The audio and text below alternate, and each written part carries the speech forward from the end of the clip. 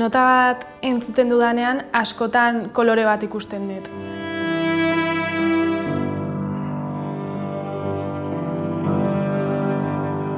Si nota edo si bemol niretzako horia da.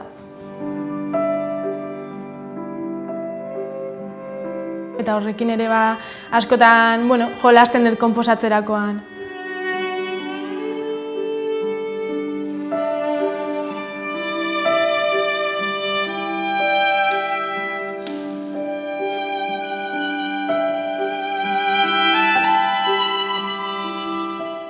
Konposizio bat askotan sortzen da zerbait adibidez irakusten dudanean edo irudi bat ikusten dudanean, ez? Niretzako oso garrantzitsua da batez ere istorio bat kontatzea musikarekin, ez?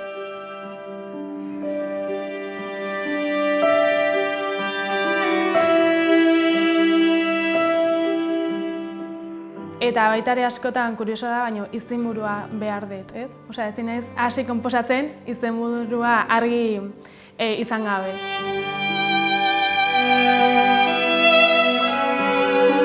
Baita ere askotan estruktura idatzi behar dut lehendabizi pizarran, eta gero ja hasten naiz.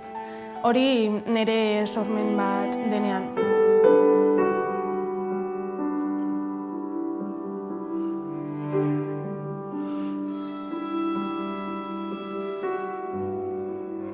Nire kasuan bai dela garrantzitsua musikarientzako idaztea musika. Osea, beraik disfrutatzea musika hori jotzen du denean, ez? Ze uste gero ere transmisio bat egoteko hori egon behar dela. Ni askotan jodet ez nuen gustoko musika eta oso diferentea da, ez? Jotzen dezunean zerbait zure gustokoa, disfrutatzen duzula edo esatezula, jo, ez ze ondo idatzita dagoen instrumento hontarako. Gero hori jotzen dezunean kontzertu batean, publikoak ere beste era batera jasotzen du. Orduan niretzako bai dela garrantzitsua eta zerbait idazten dudanean bai pentsatzen dutela. Hau erosoa da instrumento honentzako gustatuko zaio edo enkargu bat jasotzen detenean ere, berdin, ez? Jo behar duten musikariengan asko pentsatzen dut. Ze uste gero hori beste magia hori sortzen dela.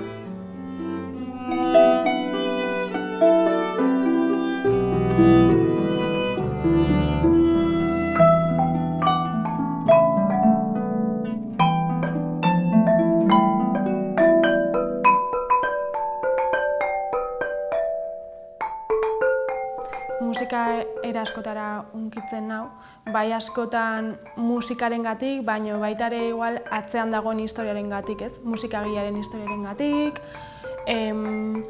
edo musikarien historiarengatik, ez? Interprete bat atzean dagoen historiarengatik, edo bai uste dut oso garrantzitsua dela, ez? Eta horregatik joaten naiz dela kontzertutara.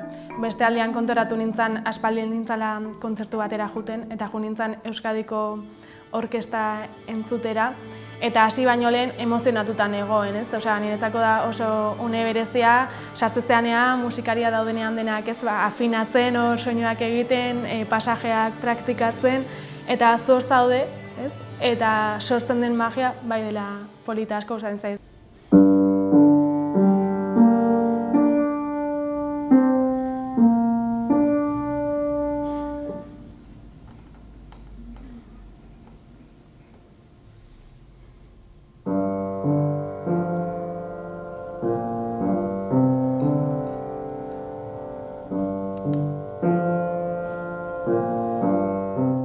Pianoa da nire musika tresna, eta ez dakit zergaitik egia esan, bai 11 urte nituenean hasi nintzen etxean esaten nahi nuela pianoa jo, ez? Eta benga, pianoa nahi nuela jo, eta gurasoak pentsatu duten zela pixka kapritxo bat, ez?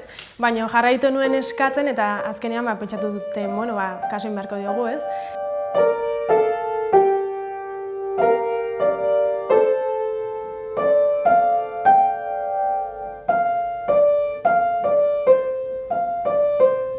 Harreman oso berezia izan da beti, orain egia da gutxiago jotzen dudala, ez? Osea, orainago gehiago konposizioan, baina bai, ez dakit eta saiatu naiz beste instrumento batzuk ere jotzen, ez? Biolina eta horrela batez ere konposatzen ikasteko, baina pianoaren soinu eta pianoarentzako idatzi den musika nire gustokoena da, ez?